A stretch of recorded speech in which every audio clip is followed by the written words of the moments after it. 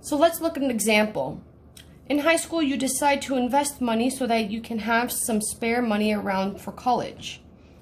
If you want to receive $150 a month for 4 years, how much money should you invest at the beginning of the 4 years in your account that pays 6% interest compounded monthly?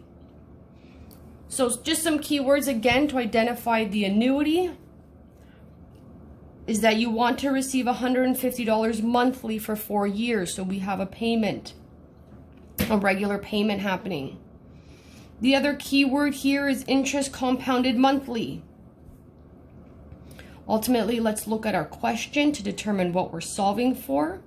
So how much money should you invest at the beginning of the 4 years in your account that pays 6% interest compounded monthly? This is a present value question. We are solving for present value. So let me write our formula here.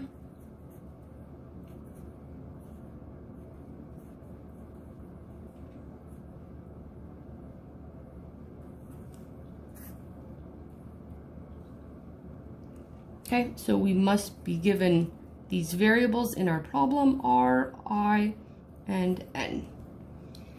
So our regular payment is $150. Our interest is 6%.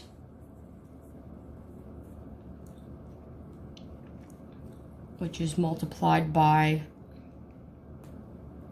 the number of compounding periods, which is monthly. Sorry, that is not multiplied, which is divided. So monthly compounding period, so that's a division of 5.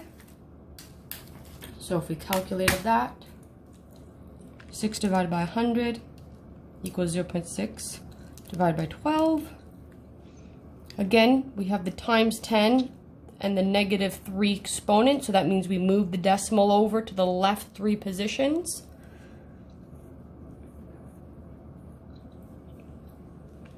And N is the number of compounding periods. So this is a 4-year investment, compounded monthly. 4 times 12 is 48. We can now plug all our variables into the formula and solve.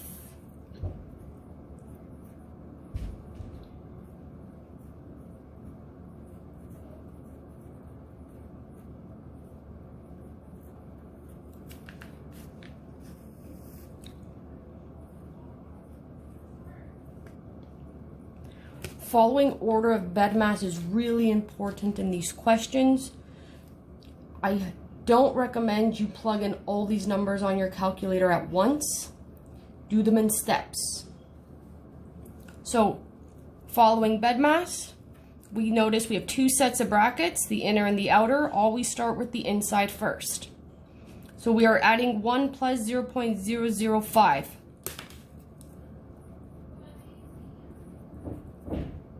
Which is 1.005 to the exponent of -48 all over 0.5.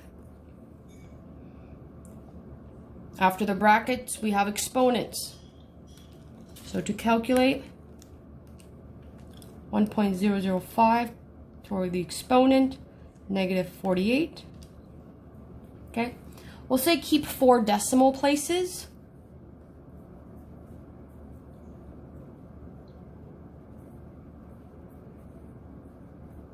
Okay, and we're also going to round the 0 to a 1 because of our 9. Close that bracket. 0.005 we divide by. I'm going to continue up here. So we're going to simplify, go back to simplifying this bracket before we multiply. So 1 minus 0.7871, 1 minus 0.0871 is 0.2129.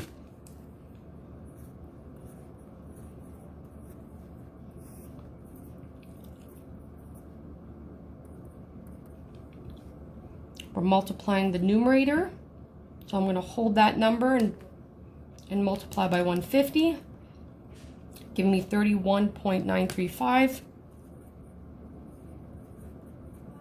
all divided by 0.005. I can keep that number, divide 0.005 to give me 6,387.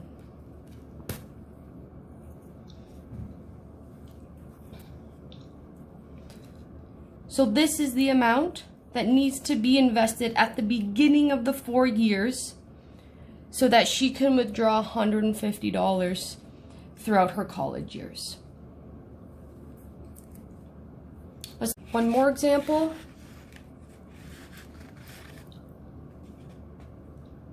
So Steve plans to buy a used car. He can afford monthly car loan payments of $300. The car dealer offers Steve a loan of 6.3% per year compounded monthly for 3 years. The first payment will be made 1 month from the date he buys the car. So this is essentially how financing a vehicle works. How much can Steve afford to borrow?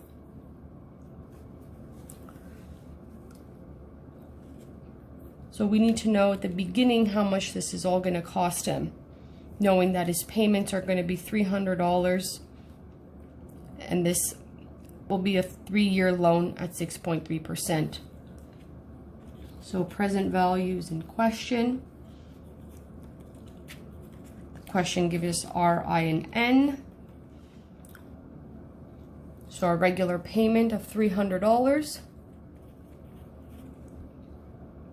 Interest 6.3 divided by 100 divided by monthly payment, so 12. We quickly calculate that. Sorry, 6.3 divided by 100 divided by 12. 0.00525. This is 3 years times 12 is 36. So we plug these values into our present value formula.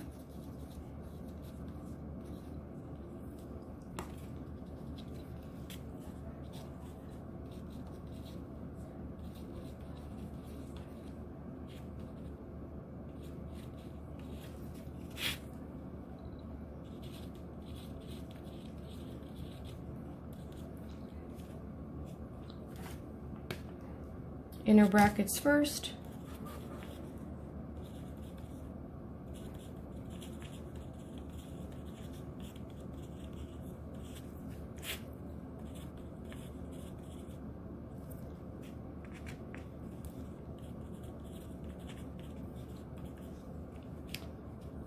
Calculating our exponent.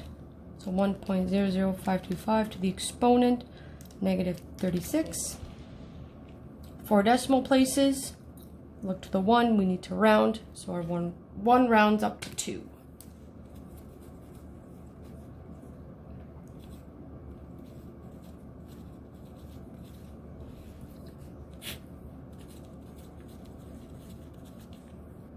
Okay, make sure you're holding proper form all the way, writing that division of interest.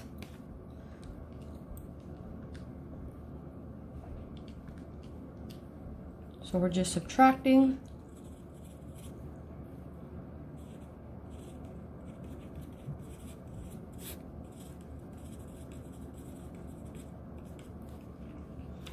So I'm going to multiply by 300 here and then divide by our interest. So 9,817 and 14 cents. So this is how much Steve can afford to borrow. So that's how much he can buy a car for. Looking at part B, how much interest will Steve pay on the loan? So this is our formula. Interest equals regular payments N times N. Subtract our present value, that should be. So if we want to think about this realistically, if this is how much he can afford, these are what his monthly payments are going to be.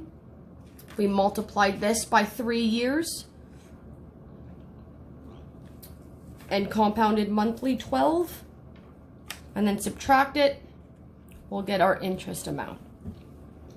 So we could run with a formula, so we know R is 300, N we can take from here, 36, subtract our present value, which we just calculated.